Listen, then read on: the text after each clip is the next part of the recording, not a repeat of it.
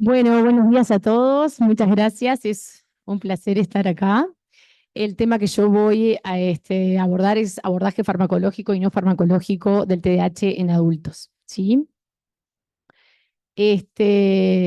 Bueno, y la primera pregunta que cabe hacer es ¿por qué es importante tratarlo, no? Bueno, el doctor Laube ya dijo un montón de cosas, pero yo quería aclarar primero algo porque es verdad que hay mucho escepticismo a este trastorno aún, y en realidad es un trastorno y un padecimiento que existe, y hay algo que se llama los criterios de Robbins y Bucé, que hablan de de la validez y la fiabilidad de un trastorno psiquiátrico, donde hay 6 puntos que se tienen que cumplir, y el trastorno por déficit de atención con hiperactividad lo cumple y con creces, ¿sí? Tiene una descripción clínica específica, tiene, bueno, estudios de laboratorio, ¿no? Pero de gabinete, o sea, de imagen, sí, seguro, muchos. Hay una delimitación clara con otros trastornos, hay estudios de seguimiento a largo plazo que avalan su presencia, estudios familiares, o sea, estudios genéticos, como dijo el doctor Laue, es uno de los padecimientos de psiquiatría que mayor heredabilidad tiene, un 76% de heredabilidad. ¿Qué quiere decir esto? Que la varianza de esta patología se explica en su mayoría por factores genéticos y además tiene una respuesta clara a tratamientos. Entonces, yo creo que no hay dudas que se trata de una patología totalmente probada y que no hay dudas para eso, pero bueno, por supuesto que hay otras opiniones. Ese es el primer motivo. Y el segundo es la tendencia a la persistencia en la edad adulta, que está entre un 60 y un 80%, y además las graves consecuencias que trae para quien lo padece, que no es solo a nivel de lo académico o laboral, es como explicaba el doctor Laue, a nivel de múltiples aspectos, y la verdad es que la gente sufre y mucho. Es verdad que muchas personas no lo padecen y hoy en día con esto del autodiagnóstico, vienen personas que no tienen el diagnóstico, pero los que sí lo tienen, yo les puedo asegurar que les cambia la vida realmente. Hay personas que llegan a los 50 años y no han podido leer un libro en su vida, que no han podido estudiar, que han sido llamados o etiquetados como los burros de la familia, que querían estudiar y no pudieron, y que de repente a los 50, 55 años se encuentran pudiendo un montón de cosas que de repente si se hubiera podido abordar en otra etapa, su vida hubiera podido ser distinta, ¿no? Y es como realmente es como una bola de nieve, como tú bien lo dijiste, porque muchas veces vemos las comorbilidades y no el diagnóstico en sí, ¿no? Trastornos depresivos, trastornos ansiosos, trastornos de la conducta disruptiva en adolescentes y trastornos por consumo, por supuesto. Y si realmente no detectamos lo que hay en el origen, tampoco vamos a tener buena respuesta en estos otros padecimientos. Bueno, las consecuencias del no tratamiento son varias, pero a como un poco digo, para resumirlo, que puede parecer niño, pero en realidad las personas son cosas que les cambian la vida, ¿no? Tasas más bajas de empleo y salarios anuales mucho más bajos comparados con grupos controles, peor rendimiento en el trabajo, mucho mayor desregulación que trae como consecuencia esto, ¿no? Problemas psicosociales, parejas, divorcios y demás, frustraciones con peor concepto de sí mismo y autoestima, afectando obviamente la salud mental en varios aspectos. Bueno, y en esta figura, a ver, lo que yo quería señalar es que obviamente va cambiando el padecimiento y no es la misma presentación en la preescolar, en escolar, en la adolescencia y en la edad adulta. Y ven claramente cómo en la adultez lo que predomina son los síntomas de inatención, mientras que la impulsividad baja un poquito y en realidad es más como introyectada de alguna manera, ¿no? Pasa a ser como parte de la personalidad del paciente. Entonces muchos pacientes sienten que no pueden funcionar de otra manera porque toda la vida han funcionado de esa manera, y creo que nosotros como psiquiatras tenemos que mostrarle o darle oportunidad de que sí hay otras formas de vivir.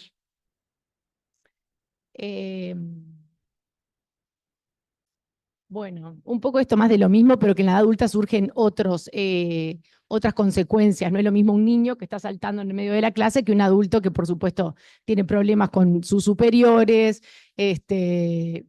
para no repetir, digo, en la casa, con la pareja y demás, pero además hay que tener en cuenta que no es solo, me parece súper importante destacar, porque antes se creía que, bueno, persona que no tuvo fracaso escolar no tiene TDAH, ¿no? Y no es así. El TDAH es un padecimiento que depende mucho de la manifestación del contexto en el que se presente. ¿Qué quiere decir esto? Que aumenta las demandas y aumenta la notoriedad de los síntomas. Entonces puede ser un niño, un adolescente que vino acompañado hasta esa edad, con profesores de apoyo, la mamá, etcétera, y después llega a la facultad y se encuentra sometido a un nivel de exigencia que no estaba acostumbrado y se hace como mucho más notorio. Y capaz que lo logra, capaz que logra pasar, como decías tú, y capaz que logra tener una carrera, pero ¿a costa de qué? De un gran desgaste. Y si uno muchas veces pregunta a esas personas, son personas que se levantan a la 1 de la mañana para lograr lo que otras de repente logran en un día común y corriente. Así que eso también es algo a tener muy en cuenta. Hay un estudio muy importante en TDAH, que es un estudio de yo y colaboradores, que además habla que a mayor número de persistencia de los síntomas en la edad adulta, aquellos, sobre todo los atencionales, está vinculado a una disminución proporcional del grosor de la corteza prefrontal medial y dorsolateral. Por cada síntoma persistente en la edad adulta, el índice de adelgazamiento cortical disminuía en un 0,00018 milímetros. ¿Ah? Así que creo que hay más que estudios aprobados de imagen para esto. Bueno, esta es la misma imagen que mostró Ricardo, pero en realidad lo que yo quería destacar acá es que muchas veces hay pacientes que en la edad adulta no cumplen con todos los criterios. Capaz que mantienen 3 síntomas, pero de todas formas esos 3 síntomas causan igual un deterioro importante, ¿sí? Si se ve, tenemos en el verde, señalamos aquellos que cumplen el diagnóstico completo, que son los menos, pero en el rojo y en el azul están el deterioro que produce, ¿no? Y si vemos, sigue siendo muy importante aún. Bueno, y esto es algo que aprendí, me quedó grabado y creo que, nada, que me interesa mucho realmente transmitirlo, porque es así, las manifestaciones del TDAH dependen del contexto y de la demanda. Es algo importante a tener en cuenta. Bueno, y puntualmente lo que digo, implica mi charla de hoy, que es el tratamiento. Bueno, por supuesto que la intervención multimodal es la que tiene mejores resultados, ¿no? Aquella que incluye el tratamiento psicosocial, psicoterapéutico y farmacológico, ¿no? Obviamente, nosotros como médicos tenemos que nada, generar un buen vínculo con nuestro paciente, evaluar signos vitales en cada consulta, psicoeducar mucho a la familia y al paciente y medir la respuesta al tratamiento, que se puede usar climetría para ayudarnos, ¿no? Pero siempre de la mano del criterio clínico del paciente y de la familia, porque esto es un diagnóstico y un trastorno de diagnóstico clínico, justamente. La terapia de combinación es la que tiene mayor eficacia, como dijimos, ¿está? Más que la monoterapia. Y voy a hablar por etapas. La etapa 0 es la de psicoeducación básica, ¿no? Donde hay que hacer un asesoramiento del paciente y al núcleo familiar sobre el conocimiento científico del TDAH. Es muy importante darle herramientas científicas a la persona y que sepa qué es lo que le sucede y el origen neurobiológico de esta patología.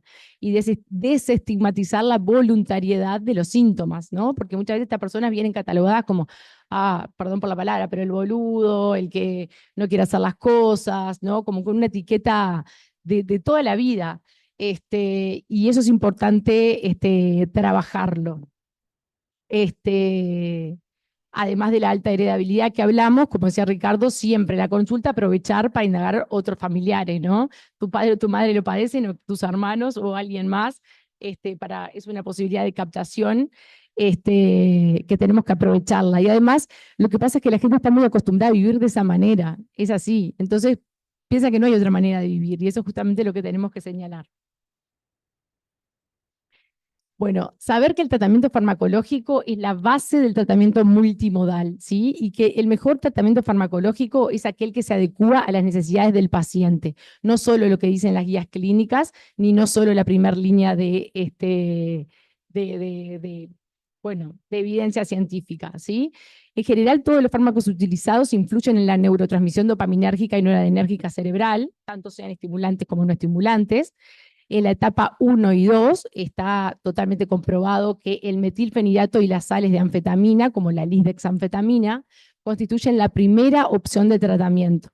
El TDAH es de los padecimientos en psiquiatría que mejor responden al tratamiento farmacológico. Saber que la magnitud del efecto del metilfenidato es similar tanto en los de presentación inmediata como en los de liberación prolongada. Esto es algo muy importante. La magnitud del efecto, para que tengan una idea, del metilfenidato es de 0,73 a 0,86 y la lisdexanfetamina es un poco mayor, en 1,070, más incluso que la presentación de Concerta. Siempre vamos a preferir las presentaciones de liberación prolongada que de liberación inmediata por una cuestión de practicidad, porque con una sola toma al día logramos digamos, una constancia bueno, de tratamiento y nos evitamos la toma continua, que a veces, por ejemplo, en los adolescentes o en los escolares es complicado, porque hay muchos colegios que no permiten tampoco que se lleve medicación, ¿tá? Además del efecto rebote que produce la ausencia de la medicación. Es muy importante saber que el metilfenidato se ajusta por respuesta, por efectos adversos y por peso, que es algo que a veces nos olvidamos. La dosis recomendada del metilfenidato va entre 0,6 a 0,8, 0,6, 0,8 hasta 1,2 miligramos kilo día, sin exceder los 72 miligramos kilo día para el Concerta y para la Ritalina los 80 miligramos día. Esto es muy importante porque a veces llegan pacientes a la consulta que pesan 100 kilos y de repente vienen con Ritalina de liberación inmediata de 10 miligramos. ¿Qué le puede hacer eso a una persona, digamos, con ese kilo? Muy poquito, ¿no? Bueno, capaz que nos llevamos sorpresas. Pero es algo que hay que tener presente. Respecto al metilfenidato, ¿qué opciones tenemos en Uruguay? Bueno, tenemos el Rubifen, que es de liberación inmediata, que tenemos de 5 y de 10 miligramos. La Ritalina de liberación inmediata, que es de 10 miligramos, la de liberación prolongada, que es de 20 y 30 miligramos, y el Concerta, que en Uruguay tenemos las presentaciones de 18 y de 36. En otros lugares del mundo hay de 27 y de 54. Bueno, en España, en otros lugares hay otros también. El Midikinet, que es de liberación prolongada, está por salir a la venta al mercado en México. Se toma a la noche y actúa el otro día, pero bueno, aún no tenemos esa disponibilidad. Entonces, en Uruguay lo que tenemos que hacer es, bueno, arreglarnos con lo que tenemos, la verdad, es un poco así. A ver, esperen que... Ay, me fui. Bueno, este cuadrito en realidad lo que pretende señalar, muchos de esos no los tenemos nosotros, pero los que sí tenemos son los de liberación inmediata, en donde el componente de liberación inmediata es el 100%. La duración es de 3 a 4 horas y el pico inicial se ve a la 1 a 2 horas.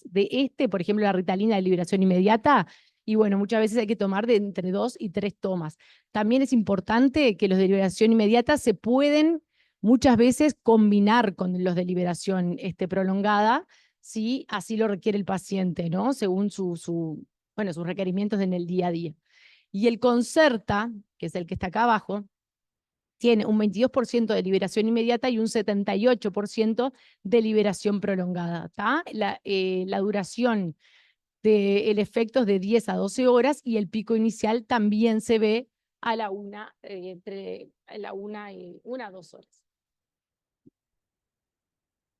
Bueno, este es el Rubifen, que, bueno, no voy a entrar en mayores detalles, pero como les dije, como es de liberación inmediata, hay que repartirlo entre 2 o 3 veces al día, sin superar los 100 miligramos día. Tenemos el Concerta,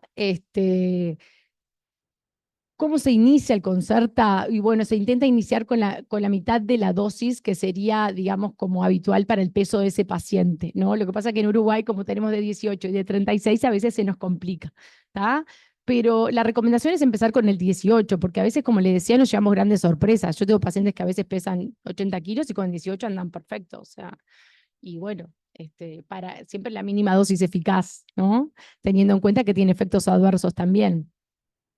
De Concerta no se pueden superar, o lo que está aprobado y más estudiado son los 72 miligramos kilo día.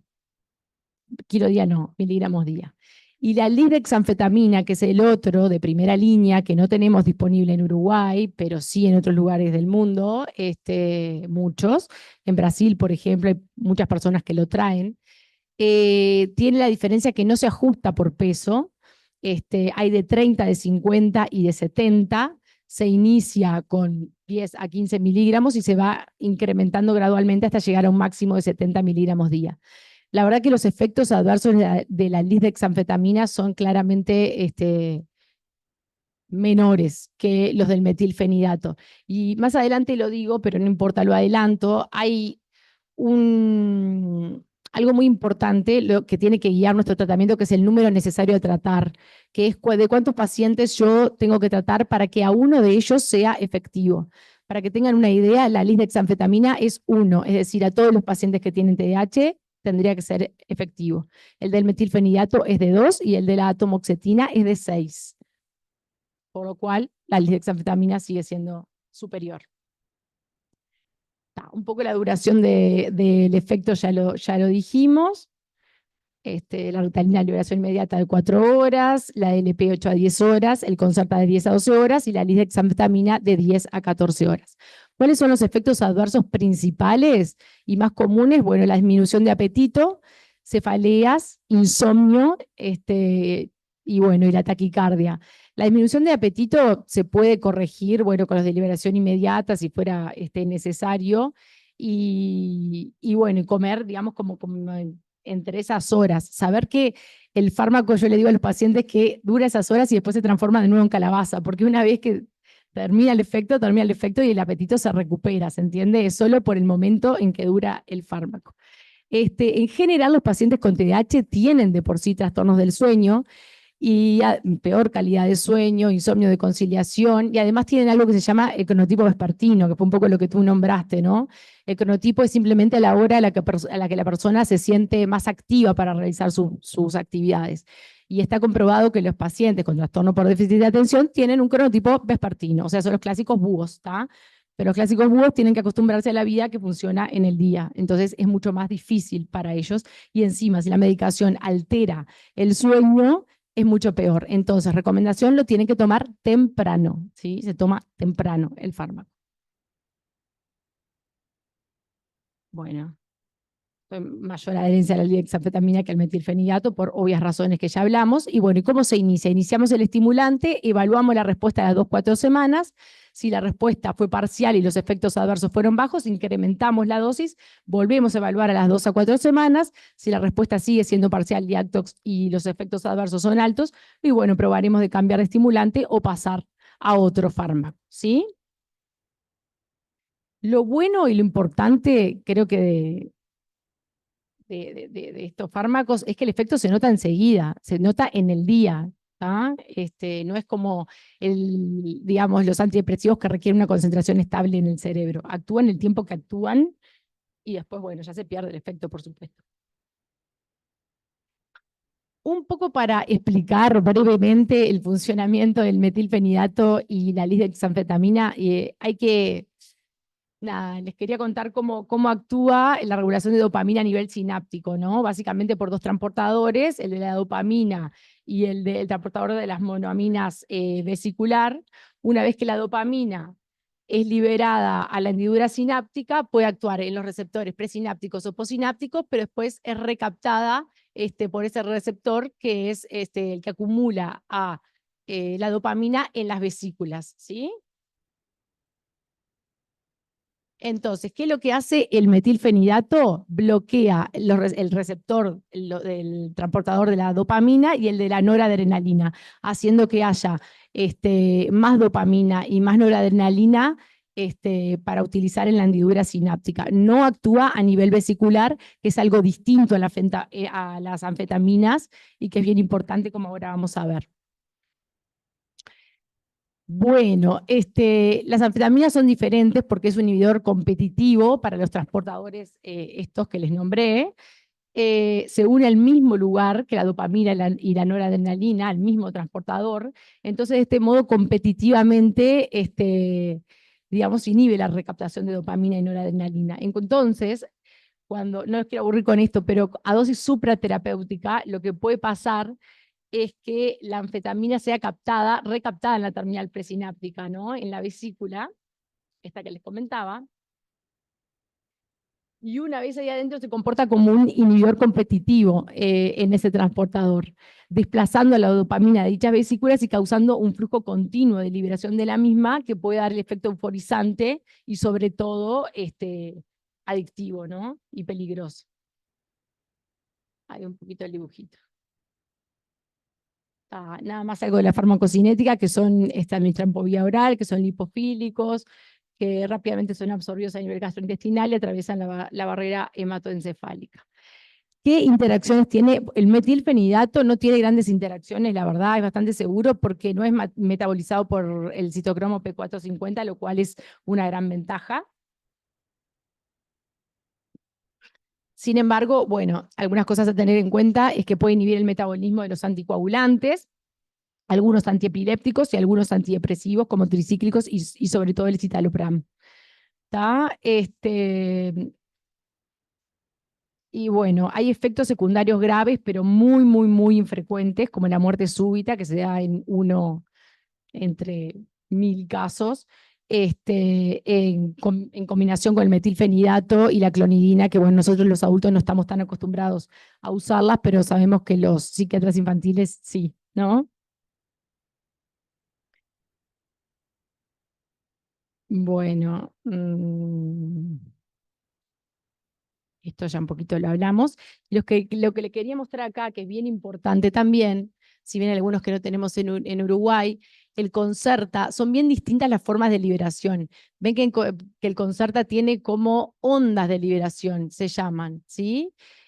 Mientras que la Ritalina, por ejemplo, de liberación prolongada, que no es esta, pero se parece mucho a esta, tiene 2 picos de liberación. Entonces, esto más allá de que sean ahora que tenemos el desabasto de Concerta, y bueno, ¿qué tenemos que hacer? No nos queda otra que darle Ritalina de liberación prolongada a los pacientes. No para todos es lo mismo, porque los efectos adversos para muchos son muy poco tolerables. Y por otro lado, a veces nos llevamos sorpresas, que hay pacientes que se ven favorecidos y en realidad prefieren y se ven, digamos, aprovechan esos picos que le puede dar la Ritalina de liberación prolongada y que no el Concerta. El Concerta, los pacientes lo dicen como casi imperceptible, porque en realidad se dice que se libera por ondas, 3 ondas de liberación tiene.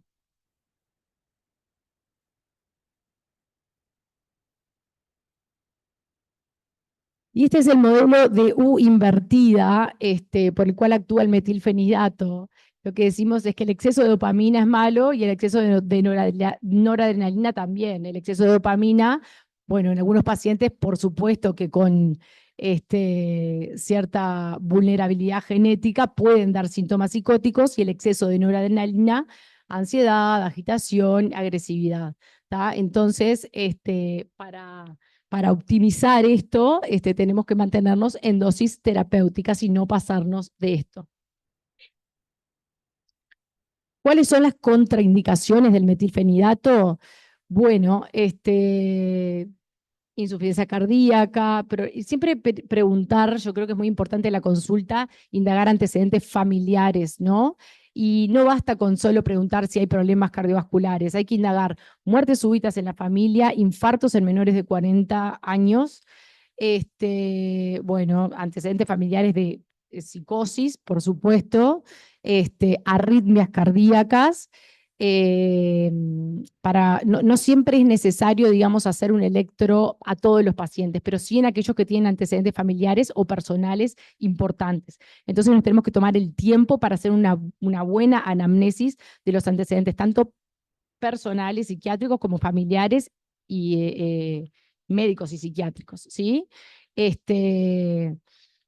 En realidad, los tics, se habla mucho de los tics y el metilfenidato, pero no es una contraindicación total. Lo que podemos probar primero es si empeora los tics, primero que primero empieza el TH y después los tics, pero que en general es así, evolutivamente, pero que muchas veces con un ajuste de medicación y disminución de la dosis, podemos sortear ese efecto adverso. Y la verdad es que el metilfenidato, por ejemplo, es mucho más potente y adecuado para los síntomas de TDAH que la tomoxetina, por ejemplo.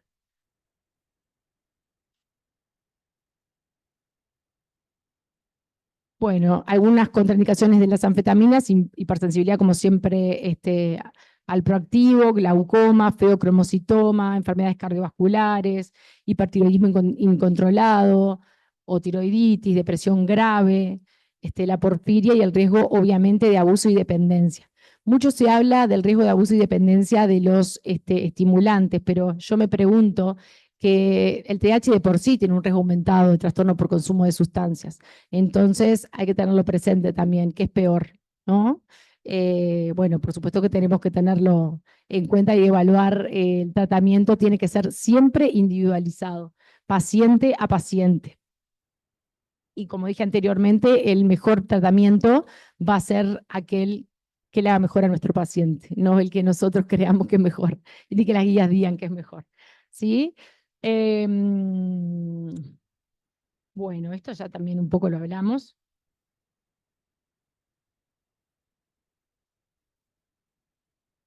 Bueno, sí, también las anfetaminas tienen algunas interacciones. Esperemos que las anfetaminas, la ley de exanfetamina esté pronto entre nosotros. Hay una intención de traer el Vyvanse a Uruguay y ojalá así sea y ojalá podamos contar también con las otras presentaciones de Concerta, que son muy importantes. ¿Tá? Pero hay fármacos que pueden reducir los efectos de las anfetaminas, como los bloqueantes adrenérgicos. El litio también puede atenuar los efectos de la lisdexanfetamina, en realidad. Y el uso concomitante con el haloperidol puede inhibir los efectos estimulantes centrales de la anfetamina. ¿Tá? Se han constatado distonías agudas con la administración conjunta de haloperidol, que es una medicación que nosotros usamos bastante, así que bueno, cuando la tengamos disponible va a ser algo que vamos a tener que tener muy en cuenta. Por otro lado, la dexanfetamina puede retrasar la absorción de los anticonvulsivantes y bueno, el uso con alcohol puede exacerbar, por supuesto, las reacciones adversas de estos medicamentos psicoactivos sobre el sistema nervioso central. Es muy importante a la hora de suspender la anfetamina que sea de manera paulatina, porque hay elementos como de discontinuación que son muy molestos, ¿tá? De ánimo disfórico, fatiga, sueños vívidos, desagradables. Hay una frase que dice, ¿no? Los psiquiatras infantiles que es go slow y no me acuerdo cómo es la parte. O sea, inicio, sí, pero es una frase bien, no importa. X, después me acordaré. ¿Cuál es la etapa 3? O sea, que etapa 1 y 2 son los estimulantes, ¿sí? Metilfenidato y lisdexanfetamina, que por ahora no la tenemos. Etapa 3, los no estimulantes como la atomoxetina y los agonistas alfa-2 adrenérgicos. La atomoxetina fue el primer fármaco no estimulante aprobado por la FDA para el tratamiento del TDAH y también el primer fármaco aprobado por la FDA para el trastorno del TDAH en adultos, ¿sí? Actúa como un bloqueador de los transportadores de noradrenalina que favorece justamente la señalización noradrenérgica y la dopaminérgica también. Tiene un menor potencial de abuso que los estimulantes y bueno, es de preferencia en pacientes con comorbilidad con trastorno por consumo de sustancias, trastornos de ansiedad, trastorno por tics y psicosis, ¿no? Actúa también como un antidepresivo, por decirlo de alguna forma. Pero es menos efectiva que los estimulantes para tratar los síntomas cruciales del TDAH. Y algunos de los efectos adversos son la boca seca, insomnio, náuseas, estreñimiento, retención urinaria, impotencia en hombres, dismenorrea en mujeres y demás. ¿Sí? También hay que usarlo con precaución en pacientes con patología cardiovascular y cerebrovascular. Bueno, esto ya lo dije, que la atomoxetina es un inhibidor selectivo de la recaptación de noradrenalina. Y bueno, no quiero destacar más nada de eso. ¿Qué opciones tenemos disponibles? Bueno, cápsulas de 10, de 18, de 25, de 40, de 60, de 80 y de 100. Se toma una única vez al día. La respuesta clínica la vamos a medir entre las 2 y 4 semanas luego de inicio del tratamiento y vamos a mantenerlo como a los antidepresivos. O sea, vamos a ver su efecto a las 12 semanas para decidir si la respuesta clínica fue buena o no. El máximo de tratamiento es de 80 a 100 miligramos día y en un adulto se puede iniciar con 40 miligramos, por ejemplo. ¿Sí? Carece de riesgo de abuso, ¿tá? Por estas explicaciones. Ujú. Y bueno, está el Stratera y el Recit. Pero yo creo que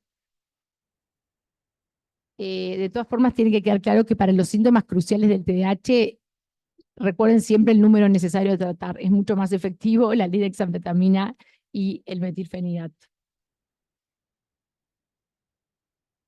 Bueno, y después tenemos la clonidina y la guanfacina. Guanfacina no tenemos en Uruguay, son agonistas alfa-adrenérgicos, estimulan los receptores inhibidores pre- y postsinápticos de la norepinefrina en el locus coeruleus y bueno, pueden suponer un mejor funcionamiento neuropsicológico, pero la verdad que la parte de atención, que es una de las cruciales en el TDAH, no son tan eficientes.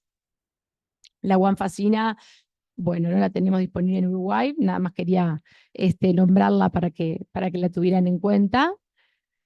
La clonidina, los psiquiatras infantiles la usan mucho, es un hipotensor. Nosotros la usamos menos o la mantenemos cuando los psiquiatras infantiles digamos, son pacientes que nos pasan a nosotros, pero no estamos tan acostumbrados. Este, y bueno, hay que tener en cuenta, por supuesto, con la presión arterial, porque lo que es un hipotensor. La etapa 4, bueno, ya tenemos otros fármacos como el bupropión, que obviamente al actuar a nivel de noradrenalina y dopamina puede tener cierto efecto en el TDAH, ¿no? A dosis rango de 300 y 450 miligramos día. El modafinilo y los antidepresivos tricíclicos. Acá es lo que le hablaba del número necesario de tratar, que me parece algo muy importante también que se lleve en el día de hoy. Y bueno, ¿y qué hacemos hoy? Porque estamos frente a una situación muy, muy particular donde hay un desabasto de Concerta. Entonces, ¿qué opciones nos quedan? Nos quedan Rubifen, nos queda Ritalina de liberación inmediata y Ritalina de liberación prolongada. ¿Tá? El concepto de bioequivalencia, creo que hay que ser bien cuidadoso con eso, ¿no? Porque que un fármaco sea intercambiable por otro no necesariamente quiere decir que sea bioequivalente. Los estudios de bioequivalencia requieren estudios farmacocinéticos bien claros, importantes, y quiere decir que esa molécula es muy parecida en muchos aspectos a la original.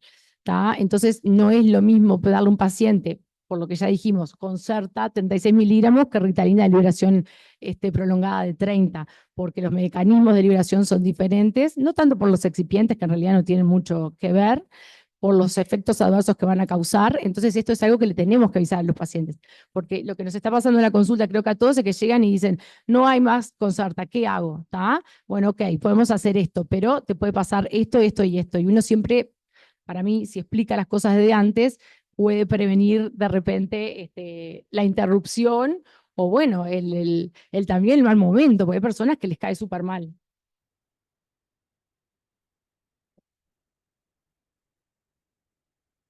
O no, hay otros que dicen lo prefiero. ¿Qué para clínica premedicación es importante? Bueno, como les decía, siempre es personalizada e individual, contemplando la historia familiar de enfermedad cardíaca sobre todo. El electrocardiograma no es de rutina, ¿tá? Salvo que el paciente tenga una condición médica o familiar que amerite la exploración. Sí controla el peso, la altura, la presión arterial, el pulso, está bien. Pero bueno, nada, creo que lo principal es eso, una buena anamnesis de los antecedentes personales y familiares. Así como tampoco los estudios neuropsicológicos hacen el diagnóstico, pero bueno, saben hablar después los compañeros de neuropsicología y a veces tienen datos como muy interesantes que nos pueden aportar. ¿Tá? Entonces, bueno, ¿cuándo se recomienda la visita a un cardiólogo? Antes de iniciar la medicación, voy a averiguar la historia de enfermedad cardíaca congénita de una persona, historia de muerte familiar súbita en menores de 40 años, y bueno, signos de falla cardíaca, soplos y demás, cifras elevadas de PA, porque tampoco la hipertensión es una contraindicación para el metilfenidato, la hipertensión moderada y grave sí, descontrolada, pero no la hipertensión de por sí. Y son muy importantes. Hay que habilitar la comprensión de la patología, ¿no? Como decía, hay personas que realmente esto puede parecer niño, pero hay personas que sufren muchísimo. Yo tengo una paciente, por ejemplo, que tiene ahora 45 y ella nunca pudo estudiar. Era la burra de la familia, le decían que todos sus hermanos iban a ir a la facultad y ella iba a ser la que iba a cuidar el almacén. Y ahora a sus 45 años puede dedicarse al crochet, que es lo que le gusta, puede por primera vez terminar de leer un libro, o sea, es fuerte, ¿no? No es algo que, digamos, que a las personas que realmente lo padecen les sea indiferente, ¿sí? También por otro lado hay que decir que, por ejemplo, en Estados Unidos está habiendo un abuso en estudiantes de alta demanda con las sales de anfetaminas. Hay una serie en Netflix que se llama Take Your Pills, que habla de eso, que está buena para los que no vieron, me parece importante. Y hay, ahora Estados Unidos está con un control muy exhaustivo del tratamiento para el TDAH. Yo tengo una paciente que se mudó a Florida y no le dieron su tratamiento para TDAH porque fue tan exhaustiva todos los papeles que nos pidieron y bueno, y el control que están teniendo, que creo que ahora ya se están pasando un poquito para el otro lado. Hay que aumentar siempre la motivación para el tratamiento, saber que la dosis se va ajustando, hay que siempre avisar eso, porque muchas veces los pacientes dicen, no me hizo nada, lo dejo. No, hay que ajustar el tratamiento hasta llegar a la dosis que a la persona le haga bien. Si da sueño al principio, lo más frecuente es que no sea la dosis adecuada, es que haya que ajustar a más, ¿tá? Porque sueño no da. Hay que hacer énfasis en el origen neurobiológico de la sintomatología, reducir el estigma, como decía, destacar las dificultades en el autocontrol, ¿tá? Desestigmatizar a las personas y desculpabilizarlas también. Hay pila de pacientes que se sienten súper culpables por eso, porque no pueden ayudar a sus hijos a hacer los deberes, por ejemplo. Se sacan, no pueden tolerarlo, porque muchas veces ellos también tienen el propio TDAH, ¿no? Y bueno, como otros datos importantes, la importancia de una dieta balanceada y los suplementos de ácidos grasos poliinsaturados, específicamente los ácidos grasos como el omega 3, a dosis mínimas de 600 miligramos día, tienen cierto beneficio en la mejora de los síntomas cruciales del TDAH. Por supuesto, disminuir bebidas que puedan influir en la hiperactividad, fomentar siempre la higiene del sueño, el ejercicio físico regular y la relajación para aumentar el autocontrol. Hay estudios de adultos jóvenes, particularmente en pacientes con y sin TDAH expuestos a 20 minutos de ejercicio aeróbico de intensidad moderada, que demostraron que luego hacer ejercicio y transitoriamente, por supuesto, la motivación para realizar tareas cognitivas mejoró muchísimo y reducía esa sensación como de confusión y fatiga, que es muchas veces lo que más molesta a los pacientes. O sea, siempre fomentar ejercicio físico en nuestros pacientes por muchas razones, pero también por estas en el TDAH. Y bueno, y la terapia cognitivo-conductual puede tener objetivos claros, como cambiar modos habituales de comportamiento que refuerzan estos efectos perjudiciales del trastorno. Por ejemplo, hay algo que pasa en el trastorno por déficit de atención, que es el shifting. Es la incapacidad de una persona, que a todos nos cuesta, pero a las personas que tienen TH más, pasar de un estímulo placentero a otro mucho menos placentero. Entonces, un tip básico en adolescentes. Llegás a casa y haces la tarea, no te pones a jugar al play, porque si después te juegas al play, no vas a poder hacer la tarea.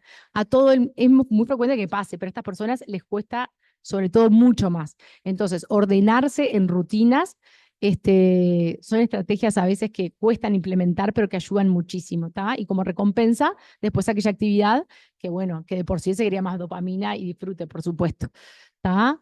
Y bueno, y técnicas cognitivas, por supuesto, de reestructuración de pensamientos, disfuncionales, creencias desadaptativas. Recordemos que estas personas, estamos hablando de adultos nosotros, otra vez más, vienen toda su vida funcionando así, lo consideran normal, ¿tá? Y no va a cambiar de un día para el otro.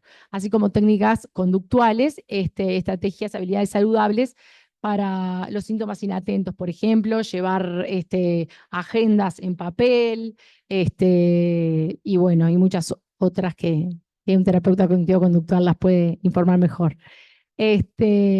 Por lo menos 8 a 12 semanas de terapia individual o grupal. Bueno, y para finalizar, quiero finalizar con esta frase que le aprendí de un gran maestro y que decía que la ausencia de sospecha de un padecimiento es el peor enemigo para su diagnóstico. Y yo creo que el hecho de que ahora estemos teniendo en cuenta, o en este último tiempo, que los trastornos de neurodesarrollo sí se mantienen en la edad adulta, nos puede dar la noción o la sospecha de que, capaz que viene por acá. Y eso nos puede cambiar realmente el pronóstico de un paciente, ¿está? Porque que hayan funcionado toda la vida así no quiere decir que su vida no pueda cambiar, aunque tenga 50, 60 o 70 años, ¿sí? Y otra cosa que hay que tener en cuenta es que es un trastorno de neurodesarrollo, por lo cual los primeros síntomas tienden a estar en la primera infancia, pero en los adultos hay mucho sesgo del recuerdo y muchas veces no tenemos al familiar para preguntarle tampoco. Pero si uno averigua y mira con ojos bien abiertos, algunas disfunciones probablemente habían. Esto que dice el doctor Laue del inicio, que es un trabajo de Rode también, de otro tipo de TDAH que se presentara en la vida adulta, bueno, es algo que, como tú decías, está en estudio. Yo creo que pasa mucho también por esto que depende del contexto de la demanda y el momento de vida de la persona. Y también otro concepto que quiero transmitir, que es los hermanos de alto riesgo. Los hermanos de pacientes con TDAH tienen un cinco veces más riesgo de presentar TDAH que aquellos que no lo tienen. Entonces también mirar a eso, porque muchas veces se mira al que da más problemas, al que es más ruidoso y se deja de lado a ese otro, ¿está? Que no dio tantos problemas, pero que también tiene síntomas, y si es mujer más, porque la mujer es mucho más frecuente el inatento, es la tranquila, calladita, no molesta, está ahí en el fondo de la clase, pero igual sufre, ¿sí? Entonces, bueno, nada, también a tenerlo en cuenta. Y a ver si se me ocurre algo más que quería destacar. Mm, bueno, no, creo que no.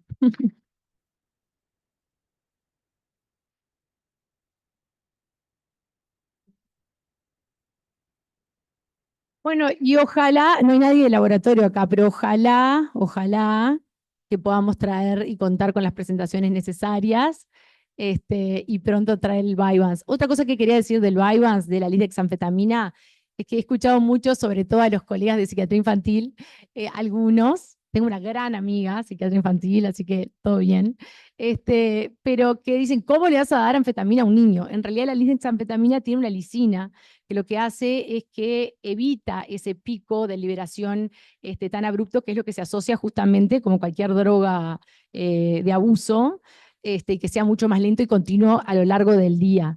¿Tá? Y yo les puedo asegurar que lo toleran muy bien y funciona muy bien. ¿Tá? Porque tuve la oportunidad de verlo, de comprobarlo y creo que hay que perderle el miedo un poquito a eso también. ¿Sí? Muchas gracias.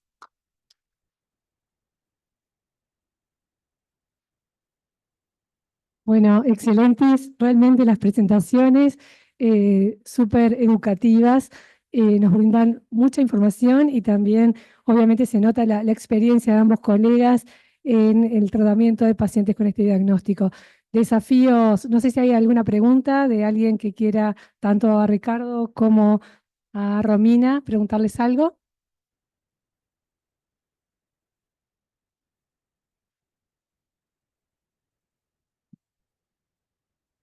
Bueno, excelente, doctora Figarola, soy yo. Una pregunta. He visto, sí, muchísimos casos de adultos mayores con TDAH y cómo les cambia la vida el Rubifen, es impresionante. Mi pregunta es la siguiente: pacientes o chicos o adultos que están estudiando en la clase nocturna, donde el uso del metilfenidato a últimas horas de la noche puede comprometer el sueño, o sea, ¿qué se hace? Por ejemplo, que empiezan a las 8 o 9 de la noche a estudiar.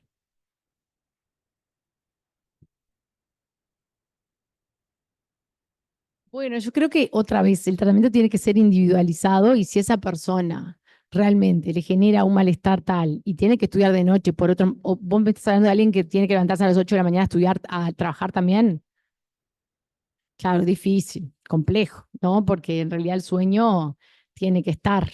Este, no sé, habría que verlo caso a caso y tal vez reservar el fármaco para los momentos que más lo necesite, ¿está? Porque, ¿cómo? La liberación inmediata dura 4 horas, sí, pero igual altera la estructura del sueño. Además, recordá que ya de por sí tienen trastorno del sueño los pacientes con TDAH y cronotipo vespertino. Pero bueno, todo costo-beneficio, o sea. Y lo que pasa es que antes le va a dar el pico a la 1 a 2 horas, ¿entendés? Tenemos que tratar de coincidir.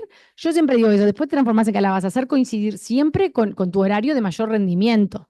¿Tá? Entonces, capaz que hacer unos pequeños ajustes para cuando realmente sea necesario y bueno, y tomarse un tiempo para poder descansar al otro día, porque la verdad es que tampoco hay que tener mucho cuidado con eso, ¿no? Tampoco somos robots y eso yo se lo digo a la gente, o sea, la gente tiene que descansar, tenemos que tener tiempo para otras cosas. Pasa mucho que hay muchos colegios, por ejemplo, yo veo mucho adolescente, ¿no? Entonces, muchos colegios de altísima demanda, ¿tá? Donde no hay lugar para el ocio, y se pretende que los chiquilines sean robots, y eso no es sano tampoco, ¿tá? Al cerebro le hace mucho daño estar todo el tiempo enchufado. Entonces te diría que para esa persona, y bueno, está complicado, pero habría que verlo, no sé cómo, caso a caso, que sí lo puede hacer alguna vez, pero si es la diaria y no duerme, eso va a ser muy contraproducente. ¿Está? Sí, todo lo que sea nocturno, la verdad es que es difícil a veces, ¿no? Porque se altera, eh, digamos, como al otro día y demás, y lamentablemente la mayor parte de la vida funciona durante el día. Es así, ¿no? Hay otros que, bueno, si la vida funciona de noche, para estos pacientes sería mucho más fácil de repente, ¿no? Dormirían de día y trabajarían de noche. Pero bueno, te diría que ver caso a caso y cuando sea extremadamente necesario. Doctora. Hola, gracias a los dos. Quería preguntar dos cositas. Vitamina D, hipovitaminosis D y trastorno atencional y aporte de vitamina D. Ahí, porque he leído alguna cosa y la vitamina D ahora está en todos lados, como el Helicobacter pylori, que moda, a ver si hay. Bueno, la vitamina D, que como todo uruguayo, todos tenemos baja la vitamina D, ¿no? Yo la última vez que me hice tenía 9, por ejemplo. Está involucrada en muchos aspectos de la psiquiatría, por ejemplo, la depresión. Puede tener un efecto, no directo, en la atención y la concentración, pero sí está bien, así como el magnesio, por ejemplo, que indirectamente, yo no la pido, no sé si alguien la pide, pero para el TH, no. Yo no sé, Ricardo, Laue, pero el magnesio, por ejemplo, u otros complementos, el zinc, por ejemplo, que directamente tienen cierta función en la dopamina y no la adrenalina, podrían discretamente colaborar, ¿se entiende? Siempre discreto. ¿Sí? Y lo otro, digo, yo soy neuróloga de adultos, o sea que todo lo que sea neurodesarrollo para mí me da miedo. Es difícil, es todo un desafío porque no sabemos de neurodesarrollo, eso es un debe que tenemos los neurólogos adultos y cuando nos enfrentamos a estos pacientes, cada vez vienen más, TEA, TDAH, que vienen autodiagnosticados. Yo creo que el infradiagnóstico está ahí, son esos pacientes que han sufrido toda su vida con los estigmas, con eso realmente uno los ve y aunque uno encuentre, nosotros hacemos evaluaciones neuropsicológicas y rindan bien, pero nuestras evaluaciones no son ecológicas, el diagnóstico no es, claro, el diagnóstico no es neuropsicológico, pero ahí la ausencia de evidencia no es evidencia de ausencia. Es así, o sea que ahí uno lo defiende. Pero después con todo esto de los TikTokers y Doctor Google nos llegan con los cartelitos porque procrastino, porque el hiperfoco y la amplitud del foco la intolerancia a la hipersensibilidad a los ruidos y la intolerancia a la frustración, vienen con todas las notitas que le hicieron de TikTok, se hacen diagnósticos, en sí misma se hacen una escalita y ahí es tan difícil, y uno tiene que hacer la historia. Digo, yo creo que si yo le pidiera a alguien que se quede sentado, el que no se sintió identificado con alguna de las cosas que puso el doctor Laube, y se levanta todo el mundo, porque todos tenemos, en algún momento hemos tenido síntomas que evocan, digo, digo, lo tenemos. Entonces ahí, qué importante es ver si es algo persistente, analizar la historia longitudinal y sobre todo la historia transversal. Tal vez en ese momento un adulto está con una disfunción metabólica o no está durmiendo. Con la pandemia se desintegró el sueño y si yo no tengo un paciente que duerme bien, por supuesto que va a tener un trastorno atencional. O sea que si tendremos que ahondar en todo eso, porque digo, nos llegan ya porque claro, lo leen y tengo un trastorno atencional y nos vienen y saber qué estudios pedir también. A veces uno está en esa duda. Estudios, como dijimos, es un diagnóstico clínico, pero te entiendo perfecto, porque a nosotros también nos pasa, obviamente. Y todavía lo que peor pasa es que si le decís que no se enoja la gente, eso está. A mí me ha pasado, con trastorno por déficit de atención como con TEA. Entonces creo que ahí es fundamental el poder tomarse el tiempo, que muchas veces el mutualismo es un enemigo para eso, ¿no? Hacer una historia de vida de la persona, pero como decía hoy, la ausencia de fracaso escolar no es sinónimo de no TDAH, ¿está? Pero siempre creo que lo importante es que esos síntomas sean responsables de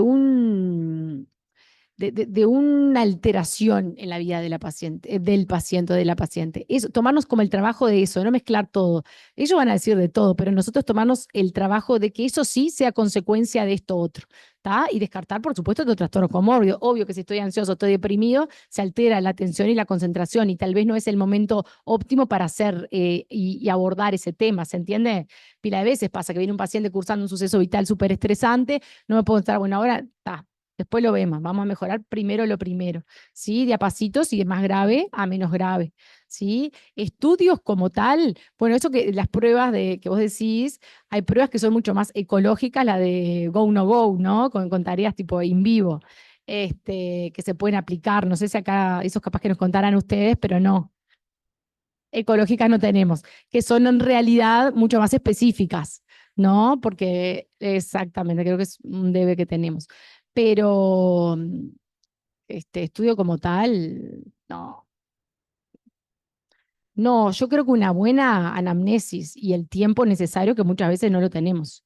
Es eso, ¿está? Y bueno, y las redes son muy buenas para algunas cosas, pero son unos grandes enemigos para otras, ¿está? Y aceptar que la vida es difícil y que la vida es frustrante y que a veces no todo es ya, pero eso es una lucha, creo que epocal. Como toda época, creo que tiene sus cosas buenas y malas, pero es un tema para todos nosotros, para los psiquiatras también, muchísimo, muchísimo, muchísimo, porque aparte incluso traen test de internet y traen todos los tests ya hechos, ya me dio, y bueno, entonces creo que ahí la opinión de un tercero es muy importante, es muy importante, y si la tenemos, ¿tá? Que conviva con esa persona. Absolutamente, obvio. ¿Eh? Ya sé, obvio, no sé, pero eso está muy bueno, porque de repente tenés, pero te dice, no, así, ¿entendés? Sí. No, y la exigencia también, que vivimos en un mundo súper exigente, queremos todo ya y que nos vaya bárbaro. Y dame esto para rendir, pila de pacientes adolescentes. Ya lo quiero, ya tengo el examen mañana. Y bueno, para un poquito, o sea, no estoy, lamento, o sea, mañana no te voy a dar algo para. Digo, yo no sé, yo soy de esa línea, por ejemplo. ¿Está? Bueno, damos